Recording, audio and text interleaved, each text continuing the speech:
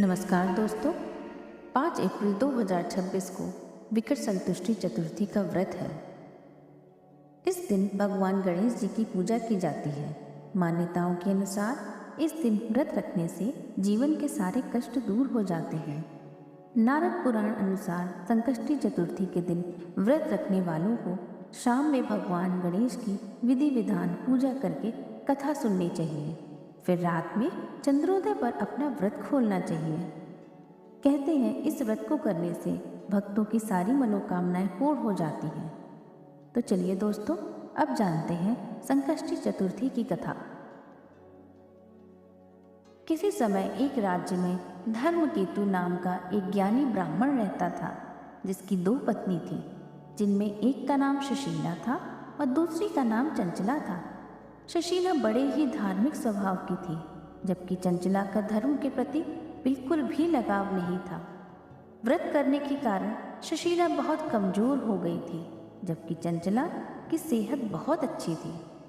कुछ समय बाद सुशीला को एक पुत्री तो चंचला को एक पुत्र की प्राप्ति हुई। ये देख चंचला ने सुशीला से कहा कि तुम इतने व्रत उपवास करती हो, तब भी तुम्हें पुत्री की प्राप्ति हुई, जबकि मैंने तो कुछ भी नहीं किया, लेकिन फिर भी मुझे पुत्र प्राप्त हुआ।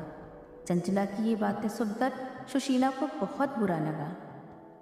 जब विकट संकष्टी चतुर्थी का व्रत आया तो सुशीला ने पूरे मन से ये व्रत किया। सुशीला की भक्ति से गणेश जी प्रसन्न हुए और उन्होंने उसे एक पुत्र होने का वरदान भी दिया। सुशीला की ये कामना शीघ्र ही पूर्ण हो गई, लेकिन दुर्भाग्यवश उसके पति धर्मकेतु की मृत्यु हो गई, जिसके बाद चंचला अलग घर में रहने लगी। सुशीला पति के घर में रहकर ही अपने बच्चों का पालन करने लगी। सुशीला का पुत्र बहुत ज्ञानी था, जिससे उसने अपना घर धन धान्य से भर दिया था। ये देख चंचला को ईर्ष्या होने लगी और मौका मिलते ही उसने सुशीला की पुत्री को कुएं में धकेल दिया, लेकिन भगवान गणेश ने उसकी रक्षा करी। चंचला ने जब ये देखा कि भगवान गणेश स्वयं सुशीला के परिवार की रक्षा कर रहे हैं, तो उसे अपने द्वारा किए गए कर्मों पर बड़ा पछतावा आया और उसने तुरंत ही सुशीला से माफ़ी मांग ली। फिर सुशीला के कहने पर चंचला ने भी विकट संकष्टी चतुर्थी का व्रत किया, जिससे उसके घर पर गणेश जी की कृपा बरसने लगी। कथा समाप्त होती है। दोस्तों, कथा सुनने के बाद इन गणेश मंत्रों का जाप करना बहुत ही शुभ माना गया है।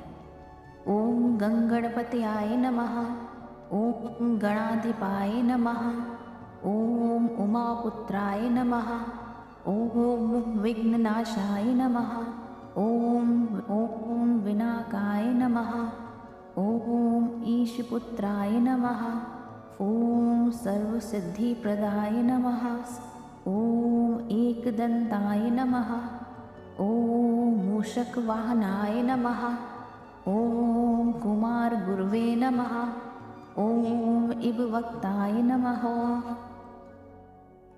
दोस्तों, गणपति बप्पा को बेसन के लड्डू का भोग जरूर लगाएं और कुछ मौसमी फलों का भी भोग लगाएं। फिर आरती करें और शाम को चंद्रोदय के समय चंद्रमा को अर्घ्य दें।